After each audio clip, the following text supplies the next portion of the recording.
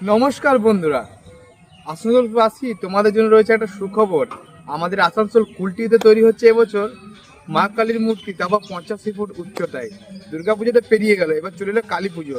এবছর কালী পুজোও কিন্তু খুব ধুমধাড়াক্কা হবে আমাদের আসানসোলে কুলটিতে এবছর 85 ফুট উচ্চতায় একটা কালী ঠাকুর হচ্ছে। তোমরা দেখতে আসছো তো? অবশ্যই দেখতে এসো। কিন্তু চলো তোমাকে দেখায় pandal. Kulti young men's association, Gandhi Maidan, আপনারা এবছর আমাদের সুযোগ করে দিচ্ছে 85 ফুট উচ্চতায় মা কালী দেখার।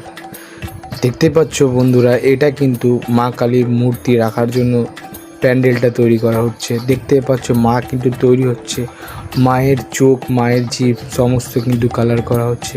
খুব ভয়ানক হতে চলেছে বন্ধুরা দেখতে, কিন্তু মা আসছে 85 ফুট উচ্চতায়, দেখতে তো যেতেই হবে। দেখতেই পাচ্ছ মায়ের রূপ অসাধারণ রূপ হতে চলেছে।